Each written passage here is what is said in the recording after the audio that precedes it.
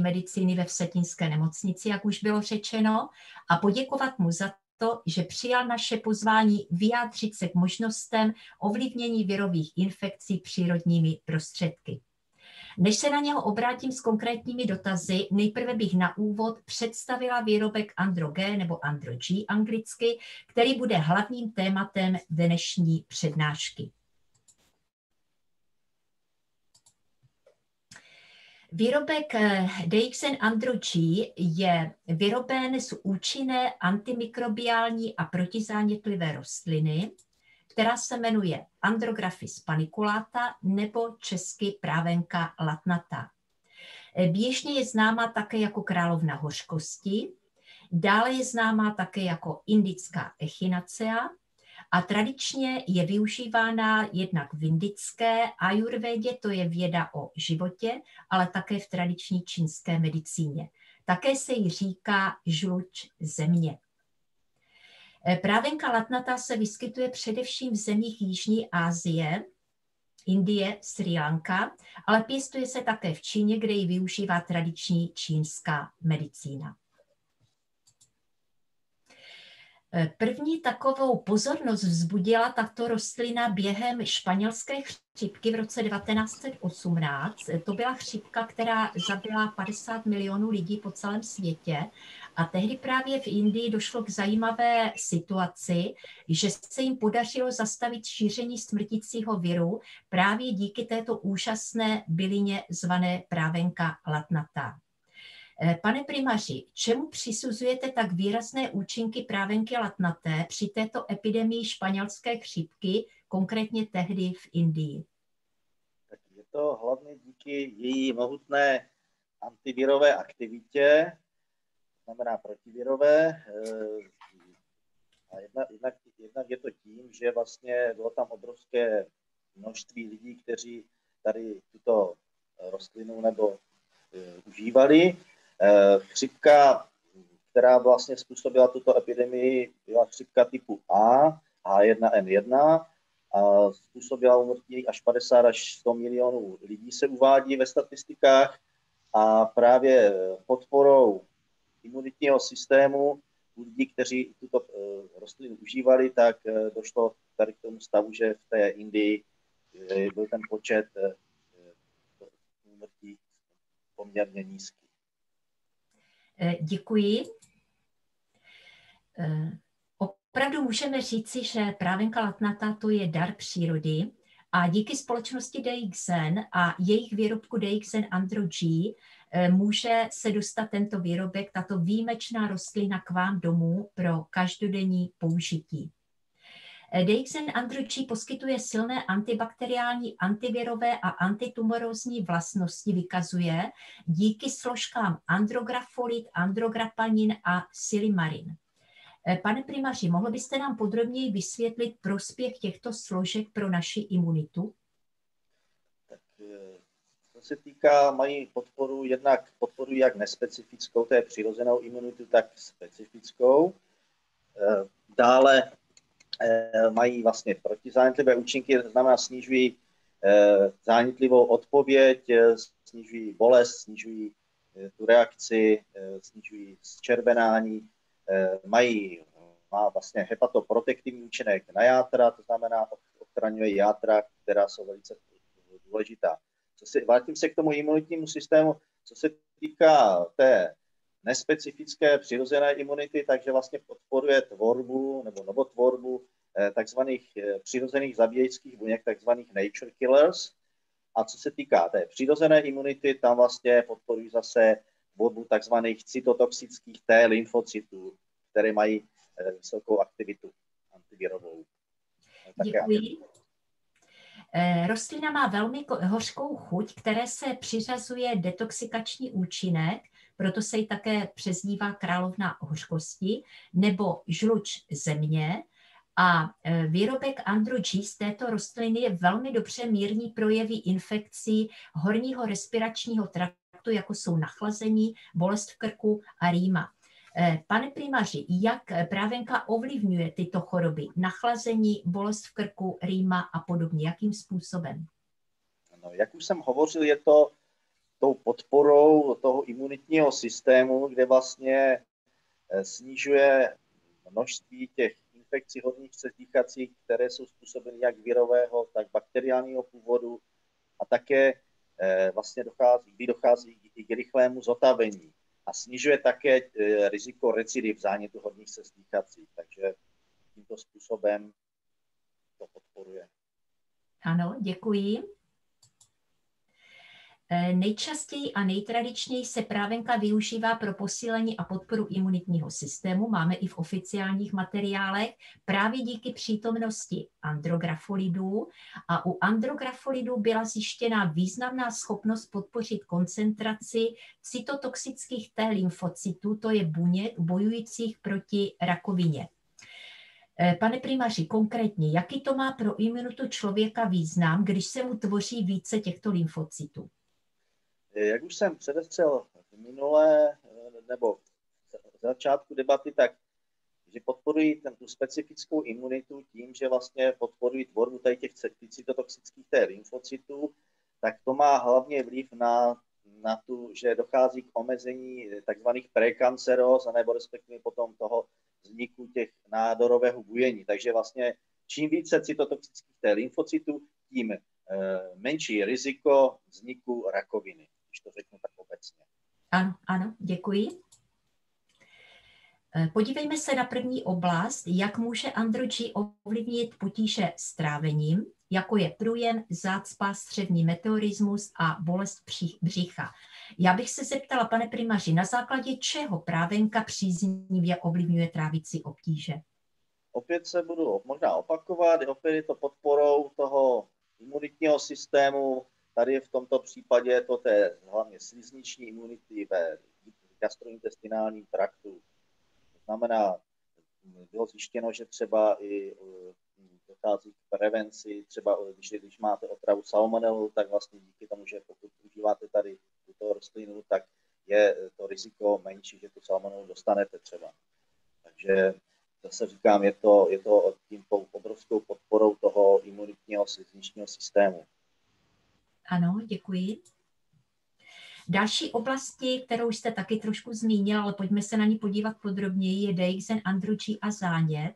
Andrograpanin tady v této bylině prokázal protizánětlivé účinky, zmenšuje otok a bolest, je vhodný při bolestech kloubu, jako je artritída, a efektivně odstraňuje kyselinu močovou.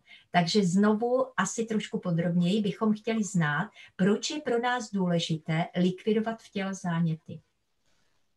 No, pokud ten zánět likvidovat nebudeme, tak může se stát, že ten zánět bude progredovat, může vzniknout takzvaný absces, hlíza, může se stát, že ten zánět bude progredovat dál, může vzniknout až flegmona, může dojít k flegmoně třeba často u diabetiků, dolních končetin, může dojít k až potom nutné amputaci, anebo to může progredovat až do takového systému, do takového směru, že se ty bakterie, viry dostanou do krve, do systému a může vzniknout sepse a ten člověk může i umřít. Takže je to velice podstatné a důležité zánět potlačit a likvidovat.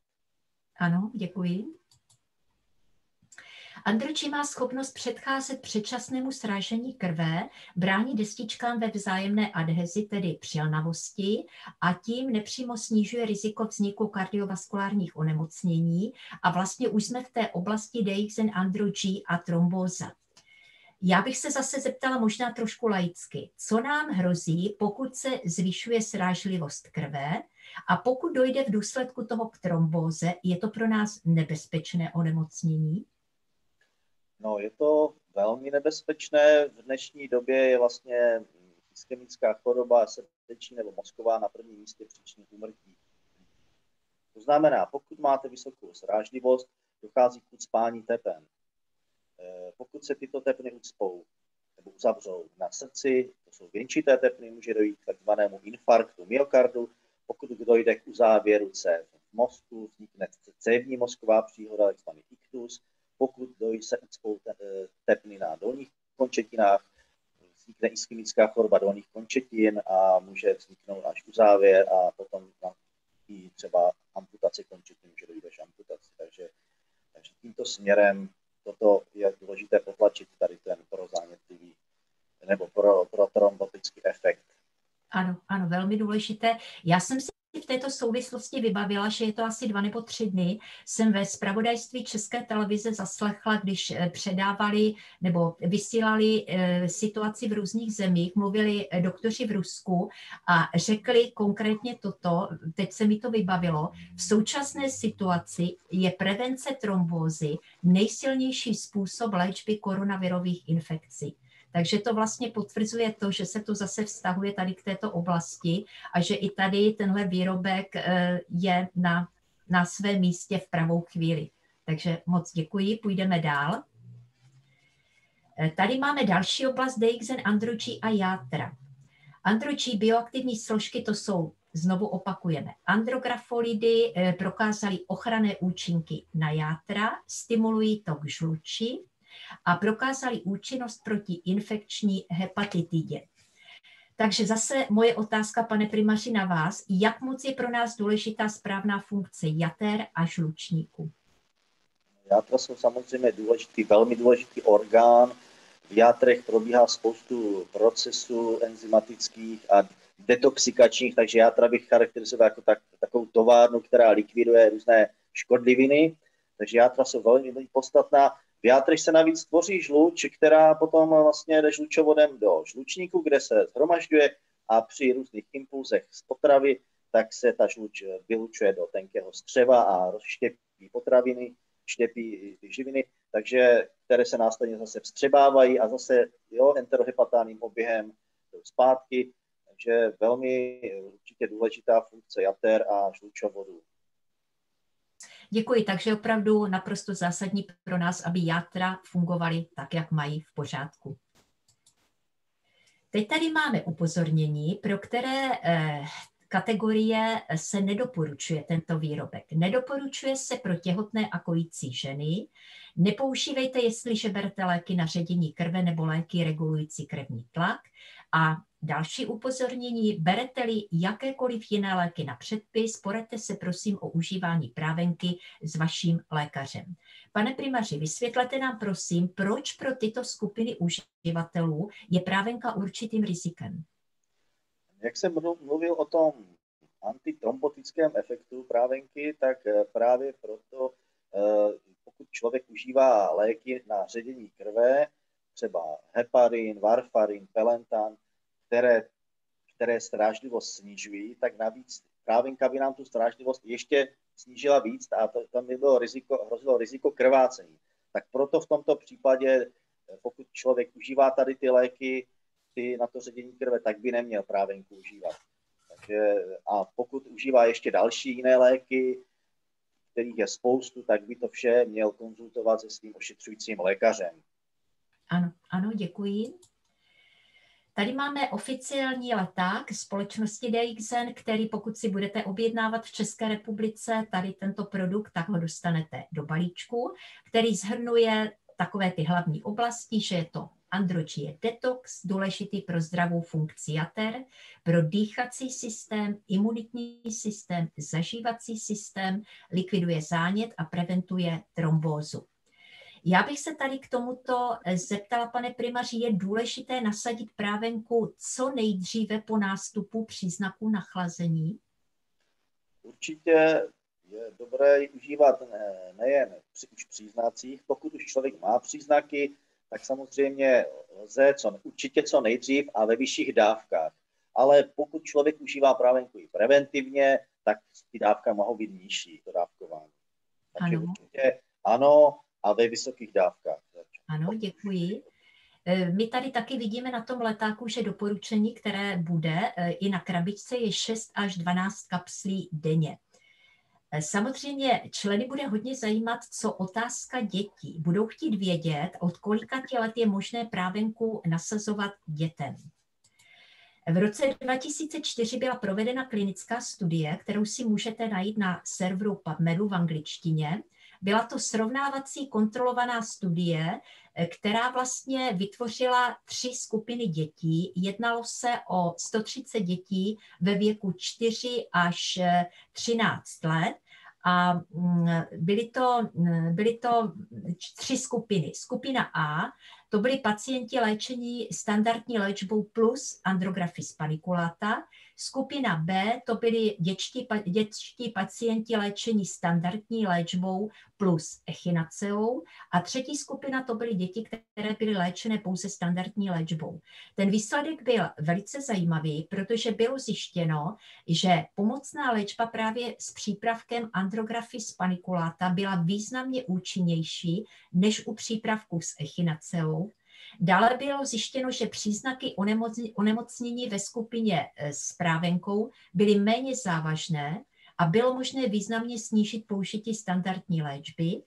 A účinek Andrographis paniculaty byl zvláště výrazný ve 2 objektivních parametrech, a to bylo množství nosní sekrece v gramech na den a nosní kongesce, což je přechodné zduření sliznice. Ve skupině, kde byla podávána ta právenka, se také urychlila doba zotavení, zatímco echinacea nevykazovala stejnou účinnost. A velice důležitý závěr této studie byl, že léčba přípravkem s Andrographis paniculatou byla dobře snášena a nebyly hlášeny žádné vedlejší účinky ani nežádoucí účinky. Můžeme tedy, pane primáři, z toho vyvodit, že právenku lze nasazovat dětem od 4 let?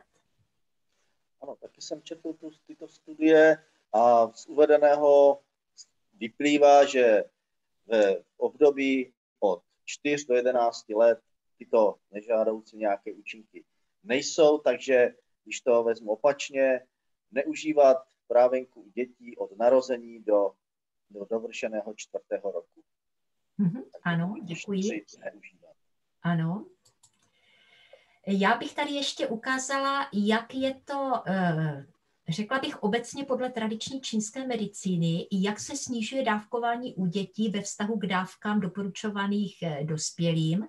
Do 4 let v tradiční čínské medicíně se dětem podává 1/4 dávky dospělého, 5 až 12 let polovina dávky dospělého. Takže pokud my se bavíme o tom, že můžeme od těch 4 let, tak se nás vlastně bude týkat ta polovina dávky dospělého, ale samozřejmě jiné to bude pro dítě, které má 4 roky, tam budeme na té horní hranici, to jsou ty 3 kapsle, a jiné to bude u dítěte, které má těch 12 let, tam budeme na té horní dětské hranici a to je těch 6 kapslí. Ještě tradiční čínská medicína u této rostliny doporučuje, protože ví, že je velice hořká, pokud zvláště děti nedokážou spolknout kapsly a měli bychom jim to nabízet ve formě prášku, abychom jim to kvůli té hořkosti smíchali s medem, to je docela pochopitelné. A také je tam doporučení, když vymizí ty problémy, kvůli kterým vlastně ta právenka je užívaná, aby ještě 3 dny po skončení se dál užívala. A také se doporučuje užívat ji s jídlem nebo těsně po jídle. Patrně to bude i díky té hořké chuti. Já už ji užívám 2 dny a sotva ji položíte na jazyk, tak rychle zapije obrovská hořkost. Hned to cítíte, že je to opravdu síla. Že máte chuť i čich, takže... Je to v pořádku. Ano. Právence latnaté se také říká indická echinacea. Proč se právence říká indická echinacea? Mají podobné účinky? Určitě mají podobné účinky, ale jak jsme viděli v předchozí studii, vítězně vyšla právenka zrovna u těch dětí 4 až 11 let. Samozřejmě mají ty protizánětlivé, ta právenka má taky protizánětlivý účinek vůči infekci horních cest dýchacích, proti virům i bakteriím. Dochází k tam tomu rychlému zotavení, jak jsem řekl, a snížení rizika recidiv zánětů horních cest dýchacích. Takže v tomto směru. A mohla byste prosím na závěr shrnout terapeutické účinky právenky latnaté? Takže když to vezmu kolem a kolem, takže právenka má účinky na infekce horních cest dýchacích, jak jsme říkali, rýma, kašel, virové infekce bakteriální. Potom má vliv na infekce gastrointestinálního traktu, ano, střevní infekce, žaludeční problémy. Má antitrombotický vliv, to znamená snižuje riziko ucpávání cév, má protizánětlivý efekt, kde omezuje tvorbu zánětů.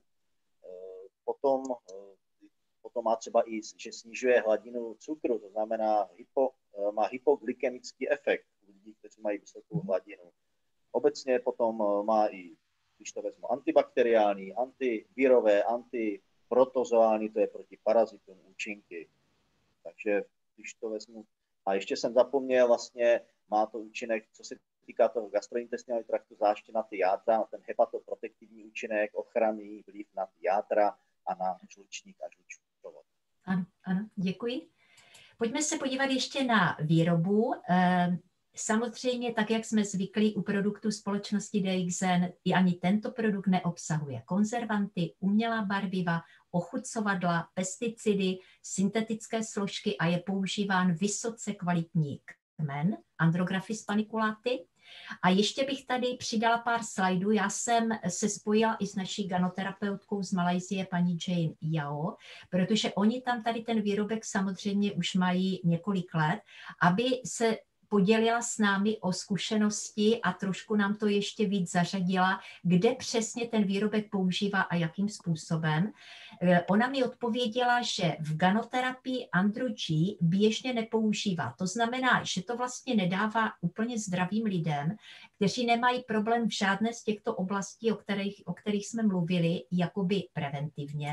Nicméně uvedla, jaké vlastnosti, jaké ona má zkušenosti s tímto produktem. Že má vlastnosti analgetické, je to lék proti bolesti. Že má vlastnosti protizánětlivé, to znamená snižuje otoky. Antibakteriální, má pozoruhodný účinek při snižování bakteriálních infekcí. Protimalarické, pomáhá předcházet infekci parazity a jejich množení v krevním řečišti.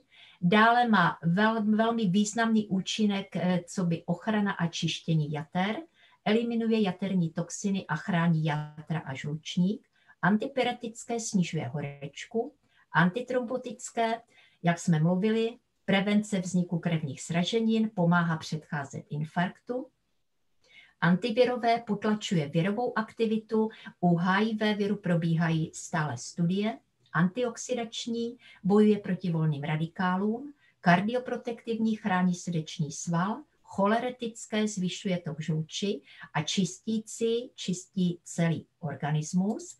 A dále, ano, doplňte. Ještě bych se dovolil podotknout, o té rakovině tady já jsem to ještě nezmínil, nebo zmínil předchozí, že by tady mohlo být ještě antitumorózní aktivita, to znamená, že vlastně tu protirakovinový efekt. Ano, děkuji. A dále v té zprávě, kterou mě poslala, uvedla, že nabízí vlastně v těchto případech Andro-G. Pokud má někdo virové nebo respirační infekce, představím Andro-G. Pokud někoho bolí hlava, může místo Panadolu brát Andro-G.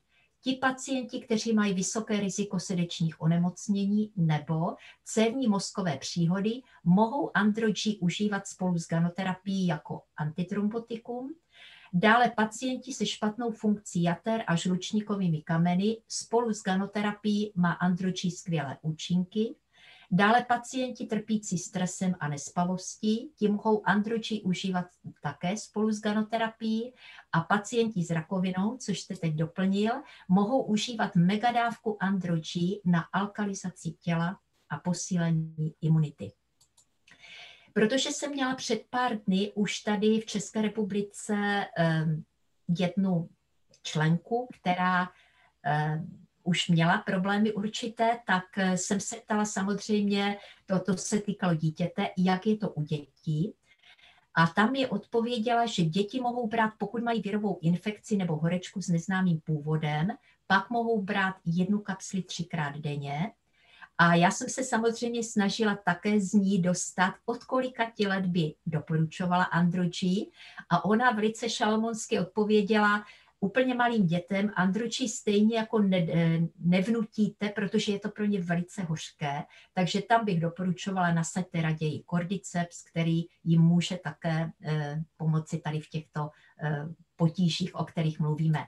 A ještě jsem se zeptala na mladou ženu, která také už v daném okamžiku trpěla chřipkou, měla téměř 40kový horečky, únavu, ztrátu čichu a chuti, čili měla to současné akutní onemocnění. Co by jí doporučovala, abychom si to zařadili, které produkty ještě ke Andro-G přidává a doporučila Andro-G 5 kapslí 3krát denně, čili šla až na 15 denně dokonce, spirulina 10 tablet 3krát denně a dále si 3krát denně namíchat směs GL prášek 4 odměrky, Cordyceps prášek 2 odměrky, Poria prášek 2 odměrky, Morinsi juice 60 ml, voda 300 ml a toto si vyrábět tuto směs 3krát denně. Takže opravdu šla do velmi vysokých dávek, pokud už to bylo to současné onemocnění koronavirové a doporučovala užívat až do vymizení potíží. Tak to bylo, myslím si, zajímavé, jaké zkušenosti mají v Ázii, kde už ten produkt mají delší dobu. Tak a pane primáři, teď jsem si na vás nachystala jednu velmi osobní otázku. Pokud byste se vy sám setkal s těžkou virovou infekcí, sáhl byste po takovém výrobku, jako je Andro-G, jako po adjuvantní, tedy pomocné léčbě? Já, jelikož mám osobní zkušenosti výborné, tak v každém případě bych tuto možnost využil. Ale samozřejmě není to jenom o užívání, je to také i o chování, jak se člověk chová. Samozřejmě je důležité, co jí, racionální strava, pestrá, co je důležitý pitný režim, pohybová aktivita, dostatečný spánek. Takže ano, určitě, ale samozřejmě i režimová opatření. Souhlasím to. O tom mluvíme celých 12 let, co je DXN v České republice a děláme osvětu, aby lidé nespoléhali na tyto produkty jako na zázrak. Pokud žijou špatným životním stylem, tak to prostě ty produkty nezvládnou překonat ten špatný životní styl. Takže náš systém, který si musíme sami trénovat a pracovat na něm. Ano, souhlasím. Pane primáři, já bych vám chtěla poděkovat jménem všech účastníků této přednášky za váš čas, za váš odborný pohled na problematiku virových onemocnění i na použití přírodních adjuvantních prostředků k rychlému a bezpečnému zvládnutí těchto nebezpečných akutních stavů. A přijměte prosím jménem všech účastníků přání, abyste pokud možno takovéto přírodní prostředky v dohledné době vůbec nepotřeboval. Přejeme vám pevné zdraví. Děkuji vám. My také děkujeme.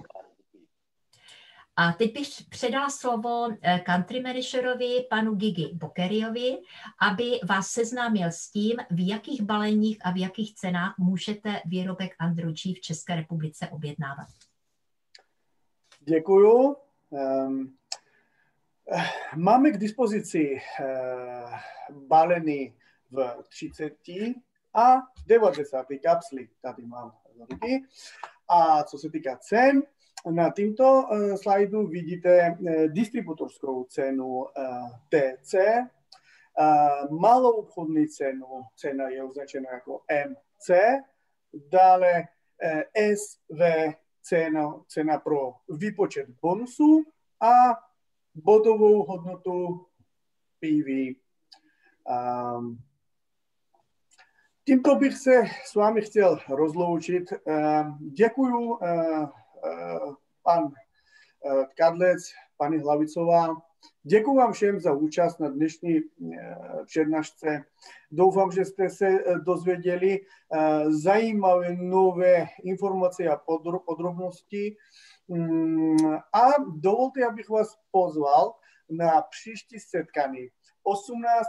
listopadu v 10:00 ráno. Téma přednášky bude DSP, dynamický start program a IOC program. Tak na přednášku budete pozvaní vždycky zpravodajem. Takže sledujete zpravodajem, tak vždy sledujete nás na Facebooku a sledujete na e-maily. Těšíme se a nashledanou. Děkujeme. Nashledanou. Nashledanou. Nashledanou.